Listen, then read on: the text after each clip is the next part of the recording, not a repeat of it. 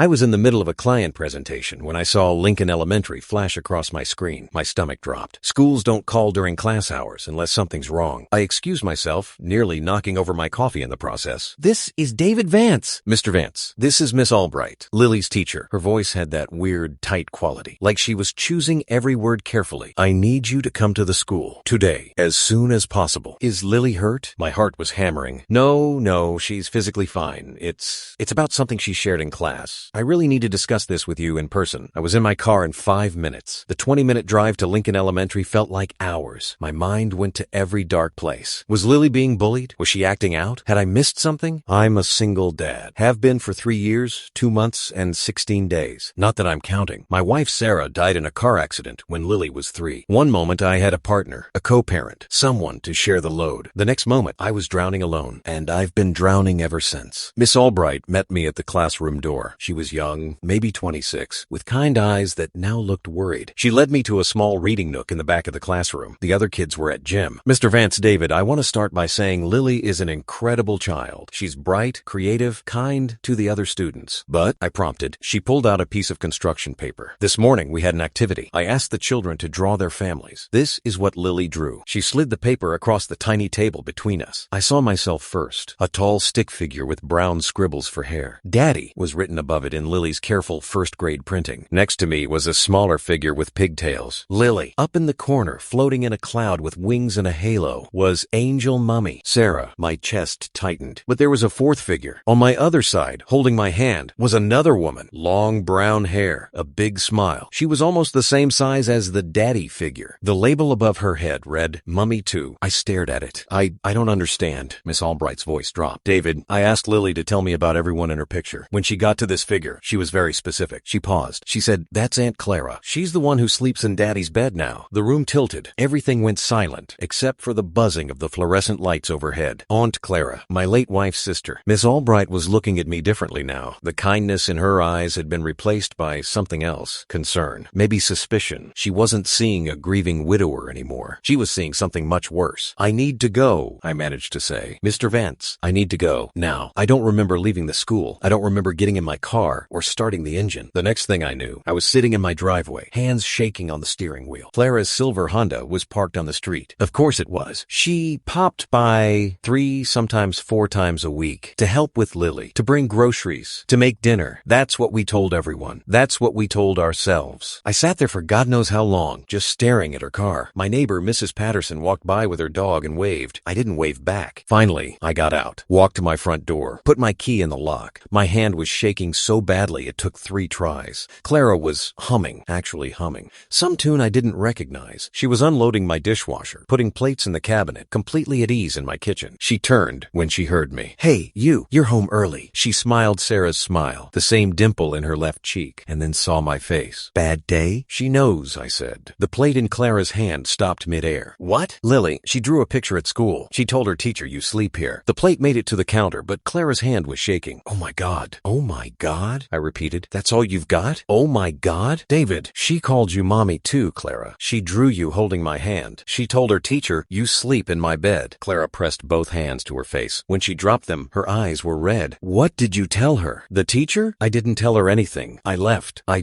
left." We stood there in my kitchen, Sarah's kitchen, staring at each other. The refrigerator hummed. The clock on the wall ticked. Somewhere down the street, someone was mowing their lawn. "We need to talk about this," Clara finally said. "You think?" "When did it start?" I asked, even though I knew. We both knew. Clara sat down at the kitchen table, the same table where Sarah and I had eaten breakfast for 7 years. "You know when?" I did. It was 8 months after Sarah died. I was barely functional. Just getting Lily to school and myself to work felt impossible. Clara had started coming over more often. She'd watch Lily while I worked late. She'd bring food because I'd forgotten how to grocery shop. One night, she stayed late. We'd put Lily to bed together. We'd opened a bottle of wine, then another. We started talking about Sarah. Really talking. Not the polite public grief. The real stuff. The messy stuff. Clara told me about how she'd always been jealous of Sarah. How their parents had always liked Sarah better. How Sarah got everything, the good grades, the good job, the good husband. She cried telling me this, and I held her. I told her things I'd never told anyone. That Sarah and I had been fighting before she died. That our last conversation had been an argument about whose turn it was to pick up dry cleaning. That I'd never said I loved her that morning, and now I'd never get the chance. We cried together on my couch. And then, somehow, we were kissing. It was great. grief. That's what I told myself. It was just grief, manifesting in a physical way. It didn't mean anything, except it kept happening. It was supposed to be once, I said, still standing by the kitchen counter.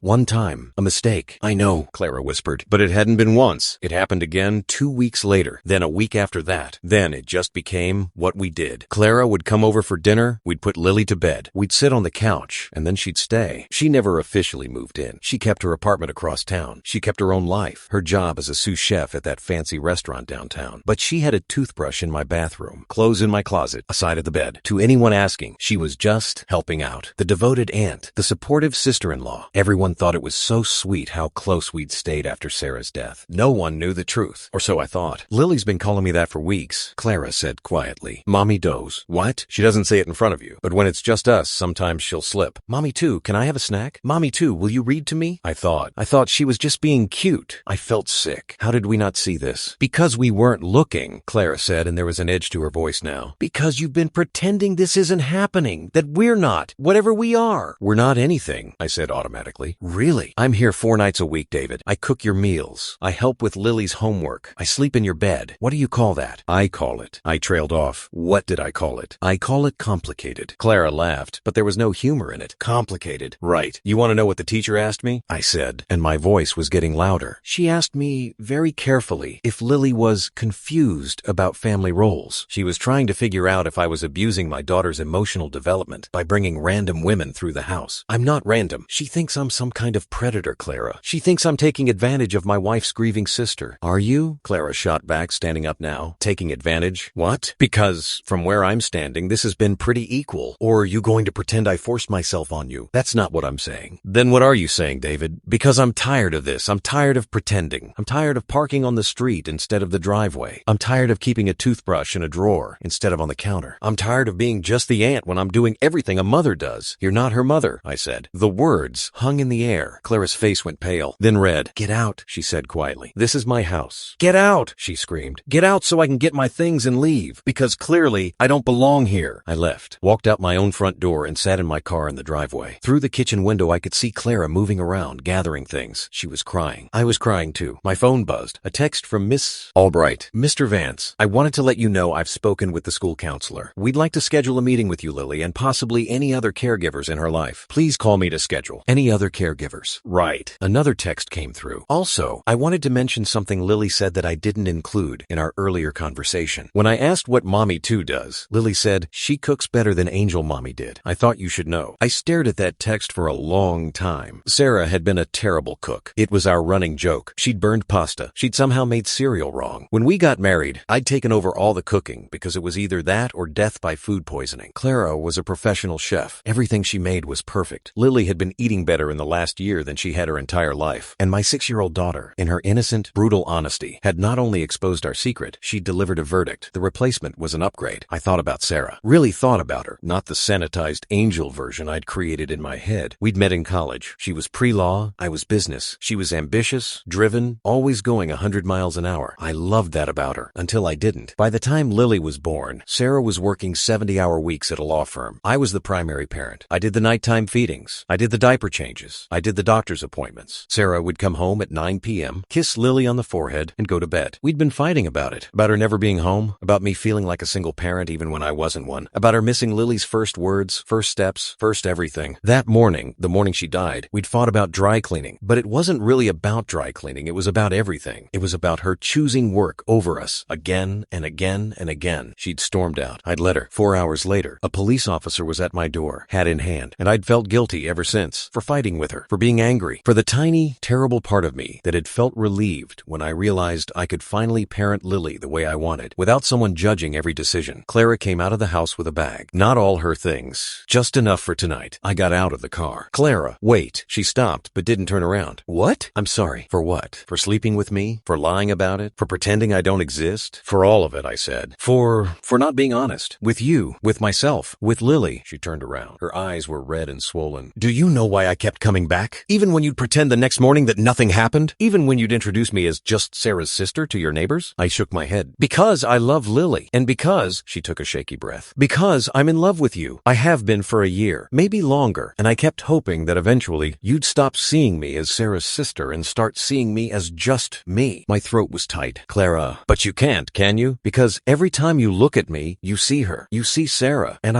she wiped her eyes. I'm just the replacement who cooks better. She was right. She was absolutely right. I couldn't look at Clara without seeing Sarah. They had the same eyes, the same smile, the same way of tilting their head when they were thinking. Being with Clara was like being with a ghost that could touch back. But that wasn't the whole truth. The whole truth was that I'd fallen for Clara too. Somewhere between the late night talks and the early morning coffees, and the way she'd learned to braid Lily's hair exactly how she liked it. I'd fallen for her kindness, her patience, her terrible jokes that made Lily giggle. But I couldn't admit that, because admitting it meant admitting I'd moved on from Sarah, and moving on meant accepting she was really gone. And accepting she was really gone meant facing the fact that our marriage hadn't been perfect, that I'd been unhappy, that maybe in some terrible way, Lily and I were better off now. What kind of monster thinks that about his dead wife? I don't just see Sarah when I look at you, I finally said. Clara looked up. I see you. I see the woman who learned how to make dinosaur-shaped pancakes because that's what Lily wanted for breakfast. I see the woman who stayed up with me when I had nightmares. I see the woman who made me laugh for the first time after Sarah died. I took a step closer. I see you, Clara. I'm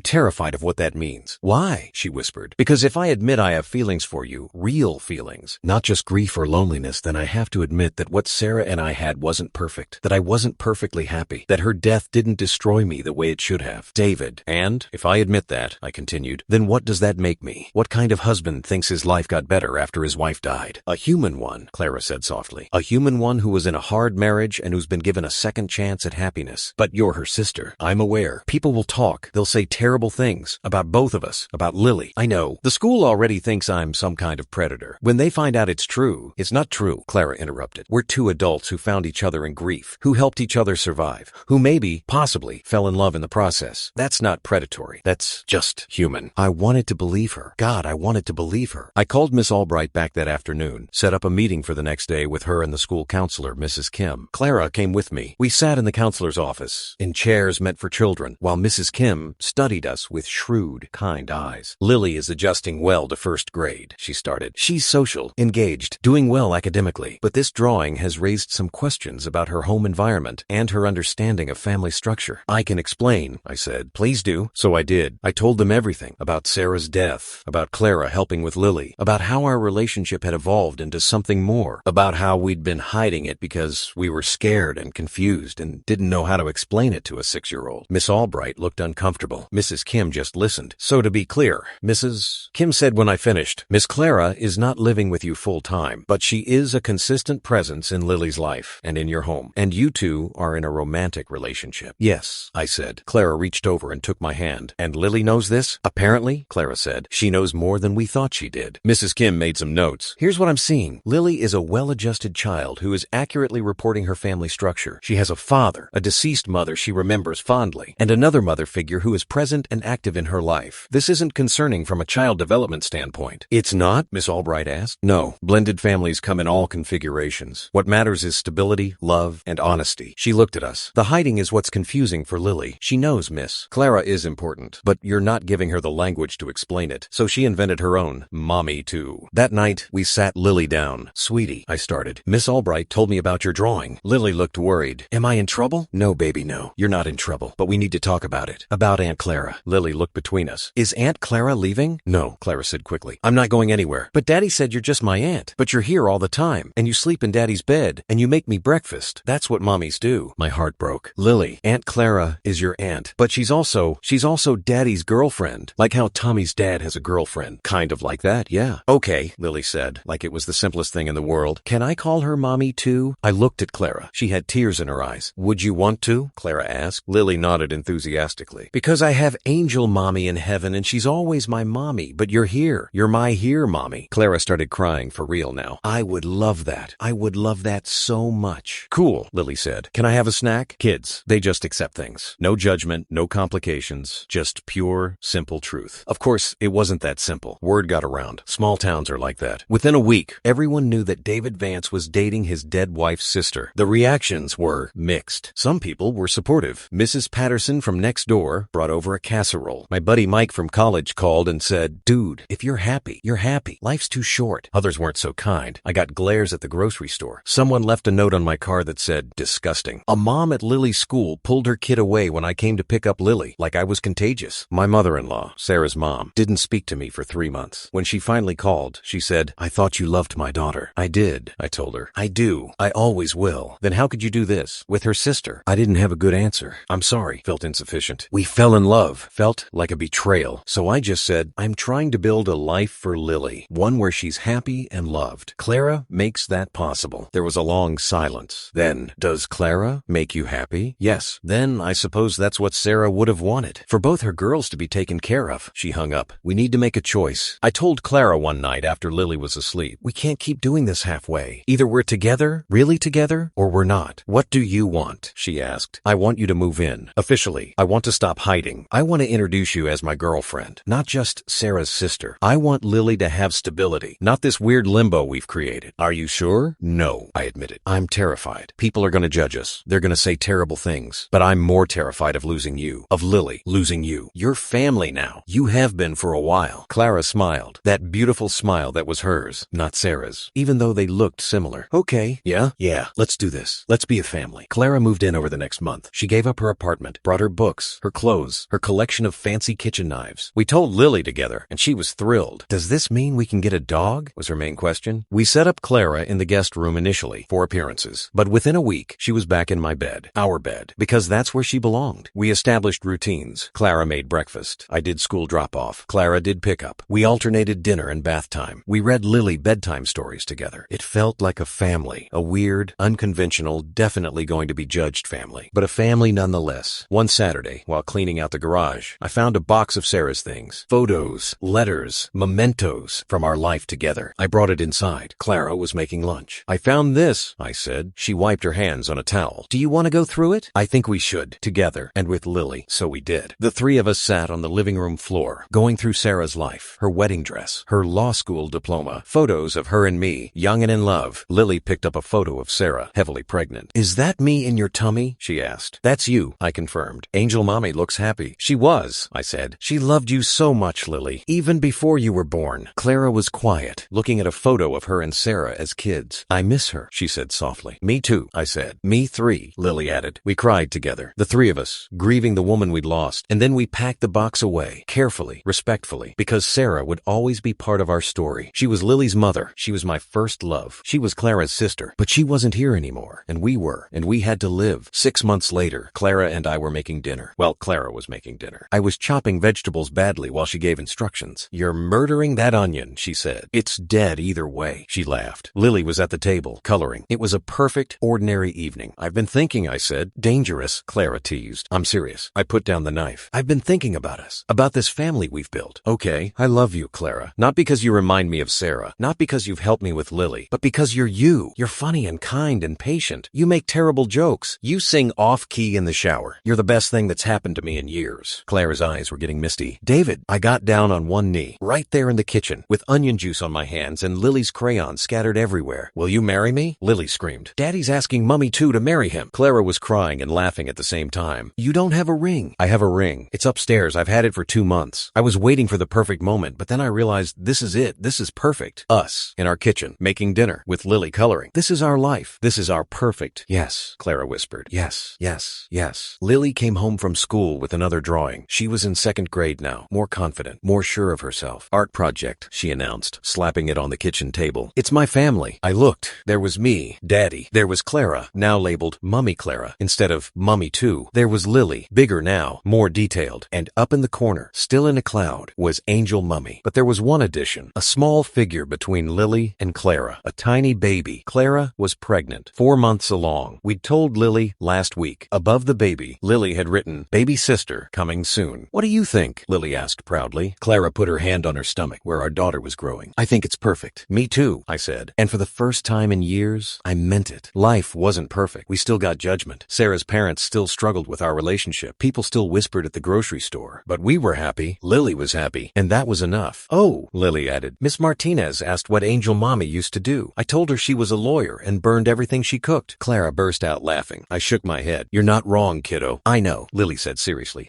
"That's why it's good Mommy Clara does the cooking now. Otherwise, we'd starve." Out of the mouths of babes. Brutal, honest, perfect truth. Sarah would have laughed at that. I like to think she would have approved of all of this. Of Clara raising her daughter. Of me finding happiness again. Of the family we'd become. I looked at the drawing one more time. 4 people, one One in heaven, 3 on earth, 1 on the way. Complicated, messy, definitely not conventional. But ours. And that was enough.